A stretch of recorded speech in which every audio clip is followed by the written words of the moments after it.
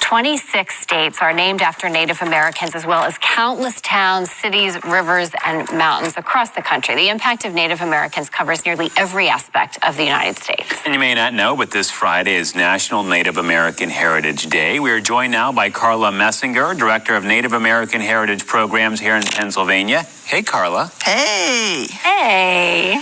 Most people don't realize they speak the Lenape language. Hey is hello.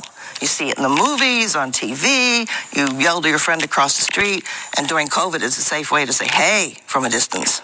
And that's your ancestry, Lenape. Right, Lenape.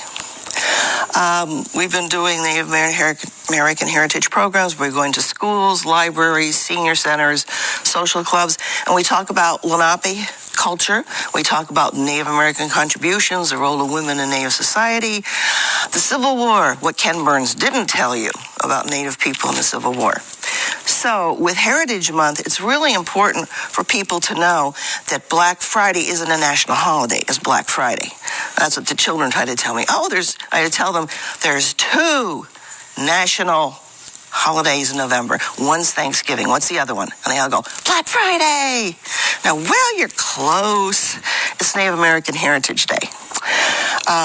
In a survey, 40% of Americans didn't know Native Americans still exist. They thought we were extinct. The problem is that 76% of Native Americans live in the cities, towns, suburbs, and rural areas and live and dress and work like everyone else. So they don't see us wearing our traditional regalia like I have over here. They see us in everyday clothing, and we don't happen to mention we're Native American. You know, what do you think is one of the biggest misconceptions that people have of Native Americans, and especially current Native Americans? First of all, you see the movies and the TV and the books, and so people assume we all look alike, that everyone has brown skin and black hair. Those are usually the people in the plains in the Southwest. Here, you have people with light skin, all the way up through browns, even to dark skin. And you have dirty blonde hair, red hair, blue eyes, green eyes, gray eyes. Alarko Sakima, that's a chief, his name was White Eyes. Not that he had white eyes, but his gray eyes were so gray, the whites looked whiter. And he was one of the people in the Revolutionary War that was actually an officer. So people have the idea that we're living in the past, that I would normally go around the house in deerskin clothing like I have over here, which I don't. I keep it for special. And they're not really mentally, emotionally prepared to see Native people like them having the same issues, the same jobs, the kids going to school, because of the hundreds of years of misconceptions and stereotypes. So that's the biggest problem. What do we have here? Tell us what we're looking at on the table here.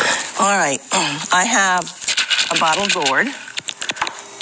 This one was made into a rattle. This one is a sports bottle. Like you get plastic, so you put a wooden stopper in there, you put your water in there, you tie it to your tool belt, which was invented before Sears was invented, and you'd be gone for the day. This is a Lenape Hoxton. That word became moccasin. So in addition to towns, rivers, streets, and roads having Lenape names like Catasauqua, searching for good water, Hakandaqua, searching for good farmland. It doesn't mean the land behind the airport, really. You speak the language. Ska'aka became the word skunk. So this became the word moccasin. And climate environment influences how you dress, what you grow, what you gather. So you can see this is soft on the bottom with just one seam. In a hard day's walk, you'd wear this through.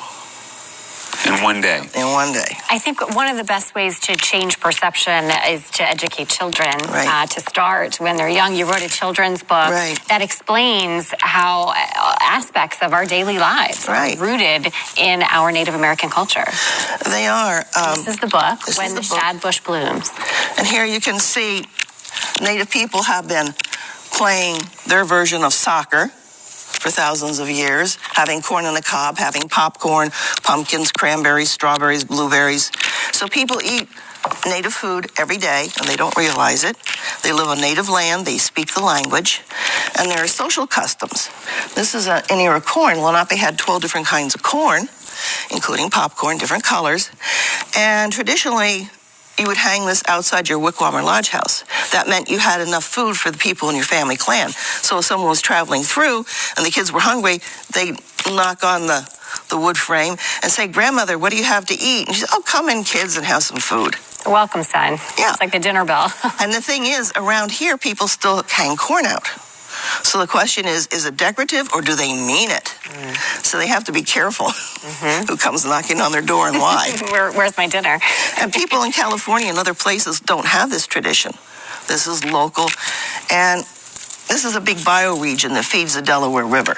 So it goes all the way up past Manhattan Island to the Hudson River, all the way down to Delmarva Peninsula, including many different states. So it's a very large, what they call bioregion today.